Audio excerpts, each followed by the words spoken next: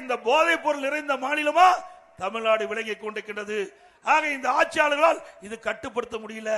ஏன்னா 2020ஆம் ஆண்டு 22ஆம் ஆண்டு என்று கருதுகிறேன். அப்ப காவல்துறை மானிய கோரிக்கை வந்தது. திரு ஸ்டாலின் தான் இந்த துறைக்கு அமைச்சராக இருக்கிறார். அப்பொழுது அவர் அந்த மானிய கோரிக்கையுடைய புத்தகத்தை எல்லா சட்டமன்றத்துக்கு கொடுத்தார். 20வது பக்கம் என்று கருதுகிறேன். 2வது பேர்ல சொல்றாரு.